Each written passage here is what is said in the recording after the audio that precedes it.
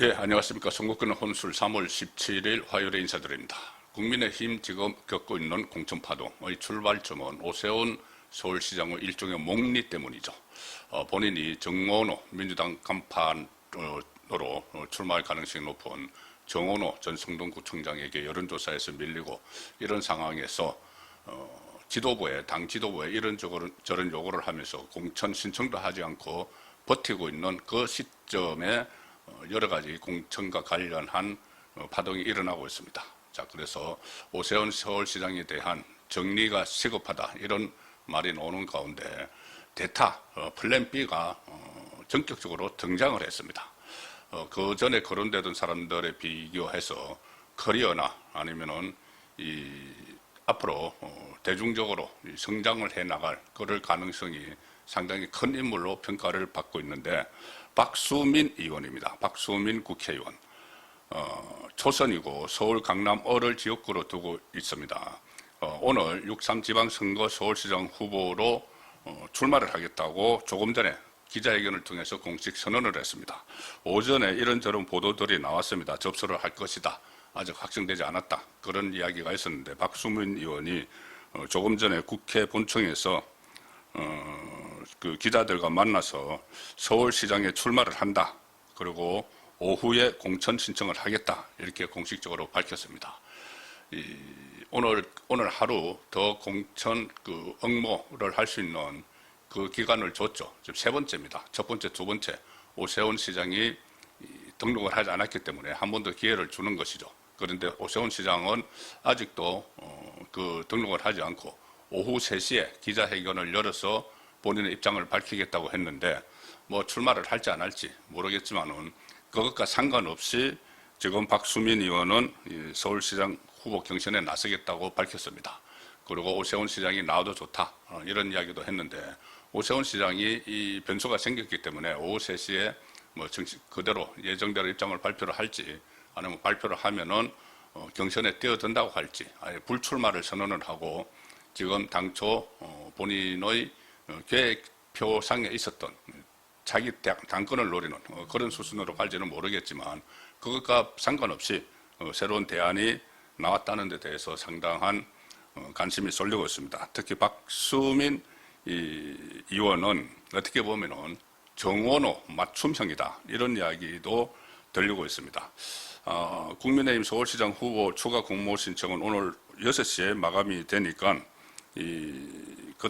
그때까지는 박수민 의원은 이제 출마를 하는 것이고 그 다음에 오세훈 시장은 오후 3시에 입장을 발표를 하니 그것을 좀 지켜봐야 되는 상황인데 자 박수민 의원을 왜 제가 정원호 맞춤형이냐 이렇게 말씀을 드리는가 하면은 거의 커리어 경력 같은 것을 보면은 어떻게 보면은 정원호 전 구청장 민주당 간판으로 유력한 정원호 전 구청장과는 비교가 되지 않을 정도로 좀 우위에 있습니다. 정원호 전 구청장은 사실 정치권 언저리에 있다가 임종석 국회의원 시절에 비서관을 오래 했죠. 그리고 성동구청장으로서 일을 하다가 이재명의 눈에 띄어서 갑자기 컸습니다. 그런데 성동구청장 일이라는 것이 뭐 아무리 잘 한다고 해도 서울에 25개의 구청이 있죠. 그 중에서 한 구청장 역할을 해왔는데 뭐 평가는 좋다고 하더라도 어쨌든 서울시정하고는 좀 다른 측면이 있죠. 서울시라는 것은 정말 거대한 조직입니다.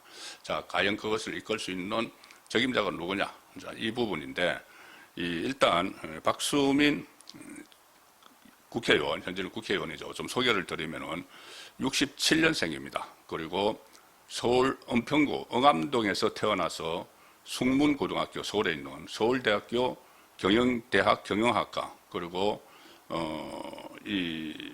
쭉 이렇게 했기 때문에 그 다음에 이제 행정고시 재경직렬에 합격을 했습니다. 은평구 응암동에서 태어난 서울 토박이죠. 서울 토박이가 이제 서울시장에 도전을 하는 겁니다.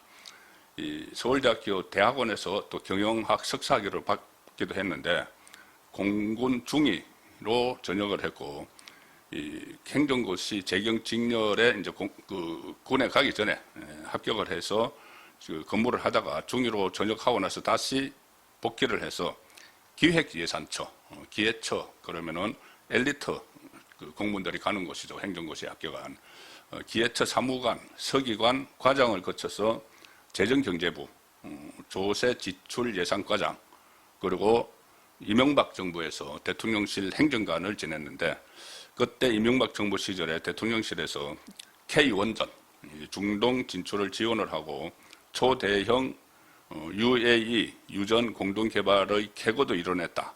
자, 이런 소개가 지금 나와 있습니다. 대통령 직속 미래기획위원회 총괄기획국장도 지냈고 KDI 초빙연구원 그 다음에 유럽 부흥개발은행 EBRD라고 있죠. 유럽 부흥개발은행 그 이사를 또 지냈습니다. 그리고 사기업을 경영한 경험도 있습니다. 주식회사 아이넥스 코퍼레이션 대표이사를 역임을 했습니다. 유럽 부흥개발은행 EBRD에서는 그 한국, 호주, 뉴질랜드, 이집트를 대표하는 이사로 활동을 했고 그래서 대한민국 자본의 국제 진출을 지원을 했다. 그리고 민간 창업 현장에 뛰어들어서 말씀드린 바이오 메디컬, 콘텐츠, 핀테크 등 신성장 동력 발굴에도 도전을 했다. 자, 이런 소개가 인터넷에 나와 있습니다. 그리고 지난번 총선 때 2024년 4.10 총선 직전에 국민의힘 경제 분야 총선 인재 이렇게 영입이 됐습니다. 영입이 돼서 국민 추천제를 통해서 강남구 을에 최종 공천됐고 거기서 당선이 됐는데 국민 추천제 그때 한동훈이 했던 제도죠. 그래서 한동훈이 국민 추천제를 하면서 뭐 대구의 우재준이나 뭐 울산의 김상호 지금 민주당으로 넘어갔죠. 이런 여러 명을 국민 추천제로 발탁을 해서 사실상 경선 없이 공천을 줬는데 그때 국민 추천제로 발탁된 우재준 같은 사람들은 전부 다 그 한동훈에게 은혜를 갚느라고 그런지 친한계로 활동을 하고 있습니다. 자, 그런데 모두가 그런 것은 아니고 대다수가 친한계로 활동을 하고 있죠. 그런데 이 박수민 의원은 그러지 않고 지금 친한계와는 거리를 둔 그런 행보를 걸어왔었죠. 뚜렷한 어떤 뭐 정치적으로 이런저런 노선을 한 것은 아니지만 원래 본인이 이제 경제 전문가로 발탁이 됐기 때문에 어쨌든 친한계와는 그 서로 엮이지 않고 있습니다. 그리고 12.3 비상계엄 때 당시 국회 본회의에 참여한 여당이었던 국민의힘 의원이 18명이었죠. 그 중에 1명이고 비상계엄 해제 요구 결의안에 찬성을 했습니다. 그렇기 때문에 이 부분을 가지고 무슨 또 만약에 공천을 받아서 출마를 한다면은 여당 민주당에서 뭐 12.3 비상계엄과 관련해서 무슨 또 뭐 내란몰이의 대상으로 삼기는 어려운 그런 인물이 되는 셈이죠.